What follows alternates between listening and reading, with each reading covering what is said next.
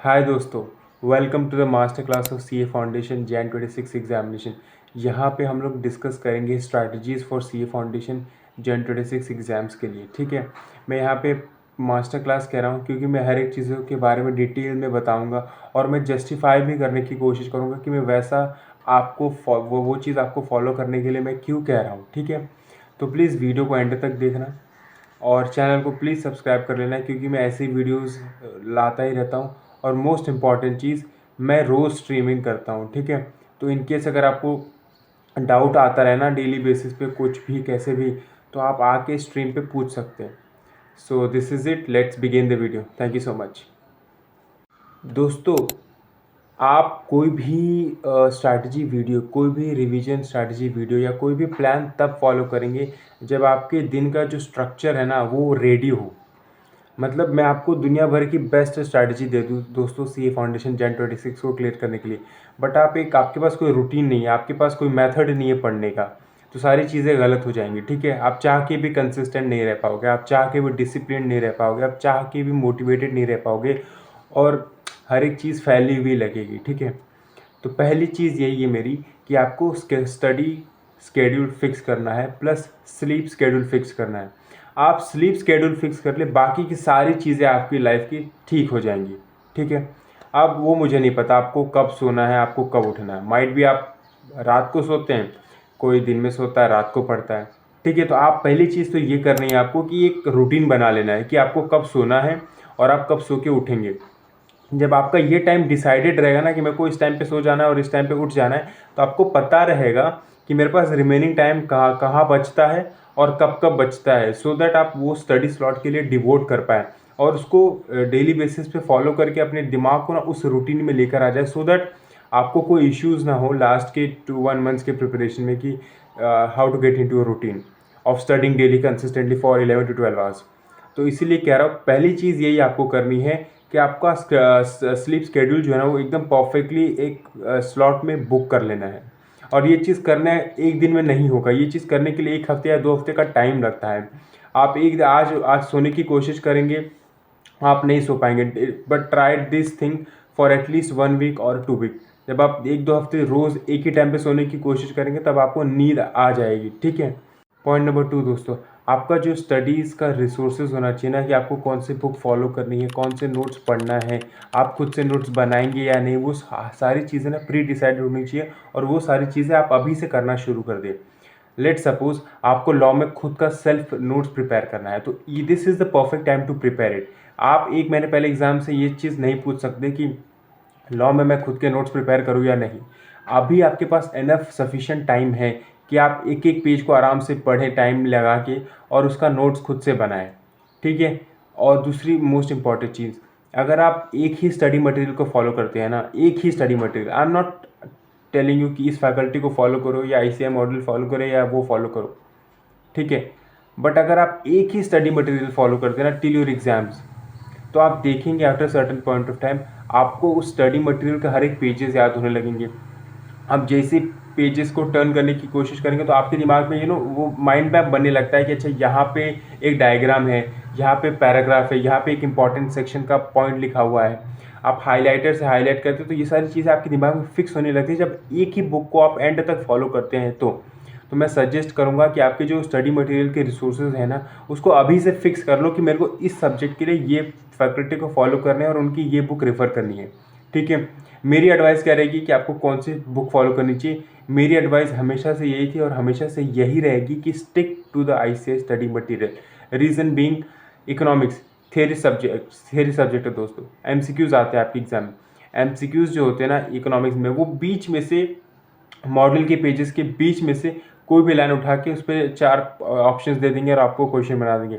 But अगर आपने model 2-3 बार पढ़ी होगी ना, सेल्फ स्टडी करी होगी खुद से, तो आपको ये चीज़ रियलाइज़ होगा। आप क्वेश्चन पेपर को देख के आप समझ आएंगे कि अच्छा ये यहाँ से पूछा गया था। तो stick to the ICS study material. Practical subjects जैसे एडवांस अकाउंट्स हो गया अपने पास, ठीक है, मैथमेटिक्स हो गया, उसके भी जो 60-70% ऑफ द क्वेश्चन होते हैं ना वो आईसीआई मॉडल से ही आते हैं, बस वो नंबर्स चेंज कर देते हैं, दैट्स इट।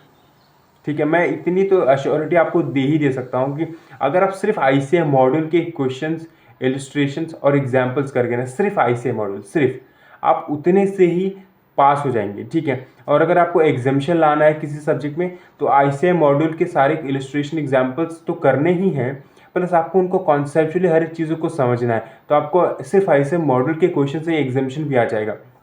बट अगर आपको 80, 90, 100 का टारगेट करना है, आपको ऑल इंडिया रैंक 1 का टारगेट करना है, तब आपको किसी फैकल्टी का क्वेश्चन बैंक लेना पड़ता है, आपको 4-5 मॉक टेस्ट पेपर लगाने होते हैं, ठीक है। तो start training your mind to study only one resources which is ICA module, और इसी को पढ़ते रहिए, पढ़ते रहिए, पढ़ते रहिए, ठीक है। पॉइंट नंबर 3 दोस्तों, जिसकी वजह से बच्चे बहुत ज़्यादा फेल होते CA फाउंडेशन में, वो 2 रीज़न्स हैं। पहला चीज़ तो ये, या तो लॉ और मैथ्स फेल कर देगा इंडिविजुअली, या तो बच्चों का एग्रीगेट नहीं बनता। तो मैं पहले आपको एग्रीगेट का सोल्यूशन बताता हूँ, फिर हम लॉ और मैथ्स पे स्पेसिफिक बात करेंगे, ठीक है। एग्रीगेट बनाने के लिए ना दोस्तों, आपको सिर्फ एक स्ट्रैटेजी फॉलो करनी है। आपको किसी एक सब्जेक्ट में 70+ स्कोर करना है। 70+ स्कोर कर लीजिए किसी भी सब्जेक्ट में, 70 या 70+, आपका एग्रीगेट का डर ही गायब हो जाएगा। वो कोई भी सब्जेक्ट हो सकता है चारों में से। आप अकाउंट्स को ले सकते हैं, या तो आप इकोनॉमिक्स को ले सकते हैं, या माइट भी आपको मैथमेटिक्स बहुत पसंद हो, या तो आपको लॉ बहुत पसंद हो। तो चार में से कोई भी एक सब्जेक्ट को टारगेट करिए जिसमें से आप 70+ लेके ही आ रहे हैं। या तो आप ये कर सकते हैं, 2 सब्जेक्ट को टारगेट करिए जिसमें 60+ लेके आ रहे हैं, जो कि अकाउंट्स इको हो सकता है मेरे हिसाब से, क्योंकि अकाउंट्स के लिए आपके पास बहुत ज़्यादा टाइम मिलता है पढ़ने के लिए। फर्स्ट पेपर होता है, आपके पास 1.5 डेज़ नहीं होते, आपके पास अनलिमिटेड टाइम होता है। आप आराम से एग्ज़ाम डे से 1 हफ्ते पहले से ही प्रिपरेशन शुरू कर सकते हैं अकाउंट्स की, और मॉड्यूल के हर एक इलस्ट्रेशंस को अच्छे से गो थ्रू कर सकते हैं। और मैं इको इसलिए कह रहा था दूसरे पॉइंट में, इज़ दैट कि इको कंपैरेटिवली ईजी है चारों सब्जेक्ट से। आप अगर एक बार कॉन्सेप्चुअली इको को अच्छे से समझ लिए, 2-3 बार रीडिंग लगा लिए मॉड्यूल की, तो आप इजीली 70+, 80+ स्कोर कर जाते हैं, और मोर और लेस सब बच्चे कर भी पाते हैं। इसलिए मैं एडवाइस कह रहा था कि 2 सब्जेक्ट को इतना अच्छा बना लीजिए ना दोस्तों, कि उसमें आप एग्जामिशन स्कोर ही कर रहे हैं, 60+ आपके मार्क्स आ ही रहे हैं। इट्स लाइक कि उस 2 सब्जेक्ट के लिए ना आपको अपने आप को वर्स्ट के लिए प्रिपेयर करना हो, कि सबसे टफेस्ट पेपर भी आ जाए ना, तो भी बेयर मिनिमम 60 तो मैं क्रॉस कर ही रहा हूँ। अगर आपके पास इतना कॉन्फिडेंस आ गया ना किसी सब्जेक्ट में, तो एग्रीगेट की वजह से तो आप कभी फेल नहीं होंगे। That's my wordings to you, ठीक है। तो एग्रीगेट से डील करने का यही एक सिंगल हैंडेडली बेस्ट तरीका है, जो कि सब यही सजेस्ट करते हैं। मैंने खुद यही फॉलो किया था। मैंने CA फाउंडेशन में इकोनॉमिक्स को टारगेट किया था और लॉ को टारगेट किया था। रीज़न बीइंग, मेरा प्रैक्टिकल सब्जेक्ट बहुत वीक है, मेरे को अकाउंट्स नहीं जमता है, मेरे को मैथमेटिक्स थोड़ा सा कब उस मेरे अटेम्प्ट में बहुत टफ आ गया था, ठीक है।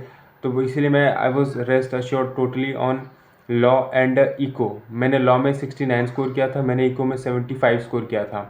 तो बस ये दोनों की वजह से मेरा एग्रीगेट बन गया था, and I was able to clear it in my first attempt. तो स्टार्टिंग से ही अपना ये एक सब्जेक्ट 2 सब्जेक्ट डिसाइड करके रखिए जिसको आपको एक्चुअल में डोमिनेट करना है एग्ज़ाम हॉल में, चाहे पेपर किसी भी लेवल का आ जाए, ठीक है। So this is it. आपको यही चीज़ फॉलो करनी है in order to make sure कि आप एग्रीगेट में ना फेल हो। पॉइंट नंबर 4 दोस्तों, सोशल मीडिया। ये जो डिस्ट्रैक्शन है आपके पास, उसका मैं सोल्यूशन बताने की कोशिश करता हूँ। पहली बात तो ये दोस्तों, अगर आपके पास सोशल मीडिया के अलावा कोई डिस्ट्रैक्शन है, लेट्स एग्जांपल आप पॉर्न बहुत ज़्यादा देखते हैं, पॉर्न बहुत ज़्यादा कंज्यूम करते हैं, या तो आप if you are into wrong relationship, वहाँ पे आपका टाइम बहुत ज़्यादा इन्वेस्ट हो जाता है, तो ट्राई करिए पहले उस चीज़ को फिगर आउट करेंगे कि उसका सोल्यूशन क्या है। पॉर्न के लिए आई can give you the right solution, ठीक है। आपको अगर आप मैसेज करेंगे टेलीग्राम पे, इंस्टाग्राम पे, I can give you the solution, ठीक है। रिलेशनशिप का you need to figure it out कि आपका टाइम वेस्ट ना हो ज़्यादा रिलेशनशिप में, ठीक है, in case if you are into a relationship. Now let's talk about this social media. Social media पहले व्हाट्सएप आपके पास रहेगा ही, मैं व्हाट्सएप डिलीट करने को नहीं कह रहा, बस व्हाट्सएप का नोटिफिकेशन ऑफ कर दीजिए, सो दैट इन केस अगर आप मोबाइल पे लेक्चर देख रहे हो, रिवीजन मैराथॉन्स ये सब, तो आप डिस्ट्रैक्टेड ना हो। Point number 2, Instagram let suppose आप पहला तो ये एडवाइस रहेगा, आप डीएक्टिवेट कर दीजिए। बट इन केस आपको नहीं डीएक्टिवेट करना है, तो ऐप मत इंस्टॉल करिए, आप वेब पेज पे इंस्टाग्राम को यूज़ करिए, ठीक है। तो वेब पेज पे इंस्टाग्राम यूज़ करना बहुत ईजी टास्क होता नहीं है, 5 मिनट में मूड ख़राब हो जाता है। तो अगर आपको यूज़ ही करना है तो वेब पेज पे यूज़ करिए इंस्टाग्राम। रेडिट को अगर आपको यूज़ करना है तो यूज़ कर लीजिए, बट मैक्सिमम टाइम दीजिए in a day is 30 minutes. 30 minutes Reddit use करिए, उससे ज़्यादा टाइम वेस्ट मत करिए, और वो भी सिर्फ चार्टर्ड अकाउंटेंट का ही सेक्शन देखना रेडिट, सब रेडिट, ठीक है, और कोई फालतू चीज़ मत देखना। पॉइंट नंबर 4 दोस्तों, यूट्यूब पे भी आप रील आने लगे, ठीक है। यूट्यूब पे भी फीड पे अच्छे अच्छे वीडियोस आते हैं। तो आपको क्या करना है, आपको अपनी वॉच हिस्ट्री जो है ना वो बंद कर देनी है। अगर आप वॉच हिस्ट्री बंद कर देंगे तो यूट्यूब पे आपको कोई भी वीडियोस ही सजेस्ट नहीं होंगे। बेसिकली आपका पूरा यूट्यूब ही ब्लैंक हो जाएगा। होम पेज, अगर आपके होम पेज पे कुछ आएगा नहीं तो आप ज़्यादा टाइम स्पेंड नहीं करेंगे। और आपको सब्सक्राइब उन्हीं चैनल को कर लेना है जो आपको सही तरीके से गाइड करते हैं regarding CA preparation, just like me. और आपको सिर्फ उन्हीं फैकल्टीज़ को या और उन्हीं रिसोर्सेज को फॉलो करना है, उन्हीं क्लासेस को जिसको आप एक्चुअली में फॉलो कर रहे हैं फॉर सीए फाउंडेशन प्रिपरेशन। बाकी सारी चीज़ों को आपको अनसब्सक्राइब कर देनी है फॉर द टाइमिंग दोस्तों। सिर्फ 3 महीने की बात है, उसके बाद करिए ना सब्सक्राइब, जो करना है उसके बाद करते बैठिए, ठीक है। तो इस तरीके से आप डिस्ट्रैक्शन से डील कर सकते हैं। मैंने यहाँ पे आपको ये नहीं बताया कि आपको डिस्ट्रैक्शन को ख़त्म करना है, मैंने आपको बताया कि उनको कैसे हैंडल करना है। आप लेट सपोज आप अगर ये चीज़ कर सकते हैं कि आप इंस्टा ही डिलीट कर दिए, आप रेडिट ही डिलीट कर दिए, आप व्हाट्सएप ही डिलीट कर दिए for the next 3 months, that's the best thing. But मैंने उसका सोल्यूशन दूसरे तरीके से बताया। आई होप अगर आप पहला सोल्यूशन भी फॉलो कर लेना डीएक्टिवेशन का, या वेब पेज खोल लेने का, या तो फॉर 30 मिनट्स यूज़ करने का, तो भी आपका काम बन जाएगा। और अब क्या करिए, आप मोबाइल में एक एप्लीकेशन डाउनलोड कर लीजिए प्ले स्टोर से, जिसमें आपके ना डिवाइस पे आपने कितना टाइम स्पेंड किया है कौन से एप्लीकेशन पे, आपको वो दिखे। और आप उसका प्रोग्रेस रिकॉर्ड कर लीजिए कि आप ज़्यादा टाइम वेस्ट ना कर रहे हो अननेसेसरी ऐप्स पे, ठीक है। आप यूट्यूब पे लेक्चर्स देख रहे हैं वो चल जाएगा दोस्तों, बट मोर और लेस उससे ज़्यादा और आप कुछ नहीं देखनी चाहिए। So this is how you need to deal with the distractions. और इसके अलावा अगर आपको कोई भी इश्यूज़ आ रहे हैं ड्यूरिंग द स्टडीज़, कुछ भी आ रहे हैं, तो आप पर्सनली मुझे मैसेज कर सकते हैं टेलीग्राम पे। मैं रोज़ स्ट्रीम करने आता हूँ, स्ट्रीम पे आके पूछ लेना, मैं आपको सोल्यूशन बता दूंगा, ठीक है। अब दोस्तों मैं आपको बताता हूँ कि लॉ और मैथमेटिक्स से कैसे डील करना है, ठीक है।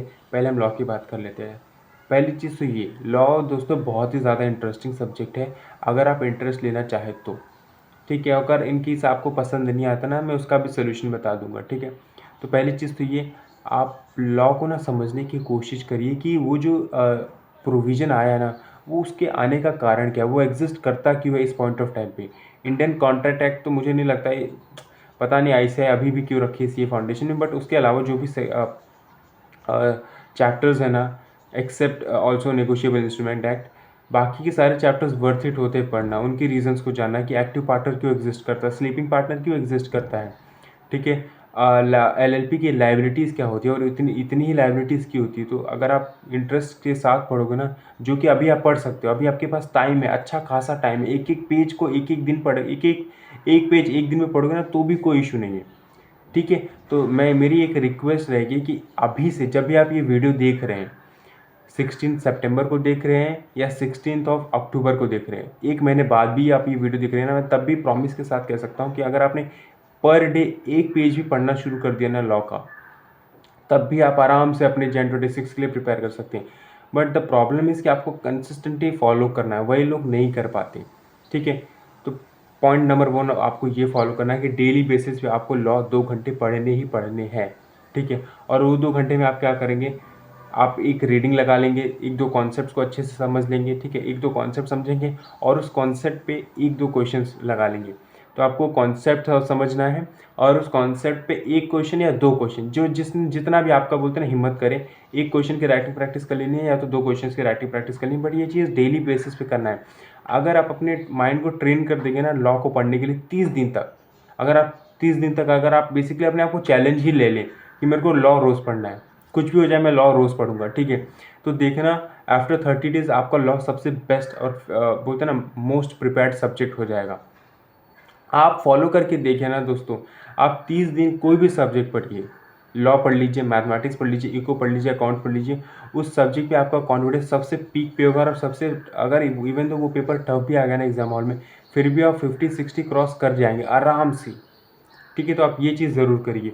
और आपको कौन सा रिसोर्स फॉलो करना है लॉ को पढ़ने के लिए, ICS study material, stick to the ICS study material, ठीक है। आईसीएस स्टडी मटेरियल को 2-3 बार अच्छे से पढ़ लीजिए। उसके बाद आपकी जो भी फैकल्टी रहेंगे ना, उनकी अगर चार्ट नोट्स अवेलेबल है या कंसाइज नोट्स या समरी नोट्स अवेलेबल है, फिर उनको फॉलो करना, सो दैट आप आपको समझ में आए कि आईसीएस स्टडी मटेरियल में प्लस आपके फैकल्टी के जो चार्ट बुक्स है या समरी बुक्स है या जो नोट्स कंसाइज नोट्स है उसमें कितना डिफरेंस है, ठीक है, कि इसमें कितने पॉइंट्स इंक्लूड नहीं किए हैं आपके फैकल्टी ने। जब आप ये चीज़ आप तभी समझ पाएंगे जब आपने मॉडल की 2-3 बार रीडिंग अच्छे से लगा ली होगी तो, सो दैट आप ये जो गैप है ना दोस्तों, ये जो इतने कॉन्सेप्ट जो इसमें इंक्लूडेड नहीं है डेफिनेशन के साथ, क्योंकि वो बहुत कंसाइज होंगे, वो आप खुद से फिल कर लेंगे during the self study period, ठीक है। तो आप ये चीज़ ज़रूर कर लेना लॉ के लिए। तो लॉ को आपको ऐसे प्रिपेयर करना है, ठीक है। लास्ट पॉइंट दोस्तों, इसमें मैं बताऊंगा कि मैथमेटिक्स को कैसे प्रिपेयर करना है। दोस्तों मैंने इसमें लॉ और मैथमेटिक्स को अच्छे से एक्सप्लेन किया है कि आपको कैसे प्रिपेयर करना है। बट अगर आपको सब्जेक्ट वाइज स्ट्रैटेजी वीडियो चाहिए, चारों सब्जेक्ट की डिटेल में, जब मैं मतलब हर सब्जेक्ट में 15 से 20 मिनट बातें करूँ और आपको हर एक चीज़ अच्छे से एक्सप्लेन करके बता दूँ कि किसको कैसे प्रिपेयर करना है, तो प्लीज़ एक बार कमेंट कर देना। अगर 4-5 कमेंट भी आ गए ना कि मेरे को चाहिए subject wise strategy video for Jain 26 CA foundation, मैं वीडियो अपलोड कर दूंगा, ठीक है। अब हमें आ जाते हैं मैथमेटिक्स पे। मैथमेटिक्स पे दोस्तों उन्हीं बच्चों को ज़्यादा इश्यूज आते हैं जो CA कॉमर्स प्लस SP लिए होते हैं 11th एंड 12th स्टैंडर्ड में, ठीक है, या नॉन मैथ्स बैकग्राउंड से रहते हैं। तो उनके लिए सिर्फ मेरे पास 2 टिप्स हैं, सिर्फ 2 टिप्स फॉलो कर लीजिए, आप कभी मैथ्स में फेल नहीं होंगे, इसकी मेरी श्योरिटी है, ठीक है, मैं श्योरिटी देता हूँ as per Indian contract act, ठीक है। सिर्फ 2 स्टेप्स आपको फॉलो करने हैं। पहला स्टेप ये है कि आपका पूरा फोकस LR और स्टैटिस्टिक्स पे होना चाहिए, और मैथमेटिक्स के सेक्शन की सेलेक्टिव स्टडी कर लेंगे, कोई बात नहीं आएगा, ठीक है। मैथमेटिक्स में टाइम वैल्यू ऑफ मनी, जो इसी चैप्टर्स है, जो इंपॉर्टेंट चैप्टर्स है, उतना कर लेंगे, आपका काम बन जाएगा। बट आपको LR और स्टैटिस्टिक्स 100% अश्योरिटी के साथ करना है, ठीक है। पॉइंट नंबर 2, आपको डेली MCQ सॉल्व करना है, at least 10 MCQ till your exams. Daily 10 MCQ solve करेंगे ना दोस्तों, और आप जानने की कोशिश करेंगे कि ये मेरा MCQ गलत हुआ तो क्यों हुआ, मेरे कॉन्सेप्ट में कमी थी, या मैं घाई कर रहा था, या मेरे को क्वेश्चन नहीं समझा, या तो ये आउट ऑफ सिलेबस क्वेश्चन आ गया, हाँ, क्या मैं ही बेवकूफ़ हूँ कि मेरे को समझ में नहीं आ रहा कुछ, ठीक है, या मेरे को एक और रिवीजन की ज़रूरत है। तो आप ना जैसे MCQ सॉल्व करेंगे ना डेली बेसिस पर, तो आपको समझ में आने लगेगा कि आप लैग कहाँ कर रहे हैं, आपकी मैथ्स की कौन सी स्किल जो है आपके पास नहीं है इन ऑर्डर टू स्कोर 40। तो डेली बेसिस पे ये चीज़ जब आप डेली बेसिस पे MCQ सॉल्व करेंगे ना, तो ही ये चीज़ समझ में आएगी, ठीक है। आप इतने फेलियर्स फेस कर लीजिए ना दोस्तों एक्चुअल एग्जाम से पहले, कि आपके अंदर का ना वो डर ही ख़त्म हो जाए, ठीक है। और वो डर तभी ख़त्म होगा जब आप एक्चुअली में अपने बेड से उठेंगे और अपने आप को कहेंगे कि नहीं, मेरे को 10 MCQ सॉल्व करने हैं तो करने हैं, ठीक है। एक अलार्म लगा लीजिए कि मेरे को 1 बजे से लेकर 2 बजे तक डेली उठना है, और मेरे को पहले 10 MCQs लगाने हैं मैथमेटिक्स के, बस दैट्स इट। और मेरे को देखना है कि उसमें से कितने गलत हुए, कितने सही हुए, और अगर गलत हुए तो उसका रीज़न क्या है। आप इस क्रिटिकल थिंकिंग से मैथ्स को प्रिपेयर करिए, क्योंकि मैथ्स और इकोनॉमिक्स दोस्तों ना वो साइकोलॉजिकल पेपर है, ठीक है। कहने को MCQs है, MCQs पेपर होते कैसे, वो साइकोलॉजिकल होते हैं। वो आपके पास आंसर होता है ना, ठीक है, आपके पास चार ऑप्शन होते हैं, उसमें से आपको पता है कि एक तो आंसर करेक्ट है जो आप मेरे को टिक करके मार्क्स मिलेगा। तो पूरी जो गेम होती है ना वो साइकोलॉजिकल होती है। अगर आप अच्छे से कॉन्सेप्ट को समझेंगे ना, तो दिमाग आपके साथ खेलेगा नहीं एग्जाम हॉल में, आपको एकदम क्लैरिटी रहेगी कि यही आंसर है। बट अगर आप बोलते हैं ना, थोड़ा सा स्टैटिस्टिक्स पढ़ लिए, थोड़ा सा LR पढ़ लिया, थोड़ा सा मैथ्स पढ़ लिया, थोड़ा थोड़ा पढ़ के गए, तो आप ना एकदम फैल जाओगे एग्जाम हॉल में, आपको कुछ समझ में नहीं आएगा, क्योंकि आपके पास ऑलरेडी 4 ऑप्शंस अवेलेबल हैं। तो मैं इसलिए आपको यही कह रहा हूँ कि LR को बेस्ट तरीके से प्रिपेयर करो, स्टैटिस्टिक्स को बेस्ट तरीके से प्रिपेयर करो, और मैथ्स में जो आप कर सकते हो, जो आपको लगता है कि ये टॉपिक्स में अच्छे से कर सकते हो, बस उतना कर लो। बट अभी आपके पास ना दोस्तों इनफ टाइम है, आप पूरे सिलेबस को 100% रिवाइज कर सकते हो। ये स्ट्रैटेजी जो रहती है ना, मैं एग्जाम के 1 महीने 1.5 मंथ पहले बताता हूँ। बट आपके पास at this point of time एक एक चैप्टर को आराम से पढ़ने का टाइम है, मॉड्यूल के एक क्वेश्चंस को, टेस्ट नॉलेज के क्वेश्चंस को अच्छे से सॉल्व करने का टाइम है। तो मैं सजेस्ट करूँगा कि टाइम इन्वेस्ट करिए हर एक चीज़ पे, और ट्राई करिए कि चारों सब्जेक्ट में हर एक चीज़ को कवर करें, ठीक है। और मोस्ट इम्पॉर्टेंट चीज़ दोस्तों, जो लास्ट पॉइंट है मेरी तरफ से, is that daily revision is the key, ठीक है। आप लेट सपोज कॉलेज जा रहे हैं, आप फिर क्लासेस कर रहे हैं, इसके बाद आपके पास टाइम ही नहीं मिलता रिवीजन करने का, मैं समझ सकता हूँ, कोई बात नहीं, संडे है आपके पास, थोड़ा सा एक्स्ट्रा एफर्ट दोस्तों दिखाना पड़ेगा। अगर आपको वो रिजल्ट मेरा सक्सेसफुल देखना है ना, थोड़ा सा एक्स्ट्रा एफर्ट आपको दूसरे एस्पिरेंट के अलावा, जो आपके कॉम्पिटिटर्स हैं ना, उनसे थोड़ा सा एक्स्ट्रा एफर्ट करना पड़ेगा। अगर आप डेली रिवीजन नहीं कर सकते, कोई बात नहीं, आप संडे को रिवाइज कर लीजिए, ठीक है। अगर आप संडे को रिवाइज नहीं कर सकते, तो जब भी आपको ट्रैवलिंग का जो टाइम है, या लीजर एक्टिविटीज़ में जब टाइम चला जाता है, या जब आप बेड पे लेटे रहते हैं, ऐसे कुछ नहीं कर रहे होते, तो मैराथन्स को प्ले कर लीजिए। बट आप ना ट्राई करिए कि जितना डेली रिविजन्स को फॉलो कर सकते हैं प्लीज़ फॉलो करना, क्योंकि वो बहुत हेल्प करता है लास्ट के 1 मंथ 2 मंथ में। ठीक है, जब आपके पास ऑलरेडी दिमाग पे ये चीज़ रहेगी ना, बोलते ना सेटिस्फेक्शन कि मैंने तो ऑलरेडी एक बार रिविजन कर लिया है, तो आपका कॉन्फिडेंस नेक्स्ट लेवल पे होगा। तो ट्राई करिए कि डेली रिवीजन फॉलो करने की, डेली चीज़ों को रिवाइज करें। थोड़ा सा डिफिकल्ट होगा, बट अगर आप ये चीज़ कर लेते हैं तो I can give you that assurity कि आप पास हो जाएंगे Jan 26। ठीक है, thank you so much for watching till the end, and please share this video, and please like the video, and don't forget to subscribe. Reason being, मैं रोज़ streaming करने आता हूँ, तो आप रोज़ मुझसे बातें कर सकते हैं स्ट्रीम पे।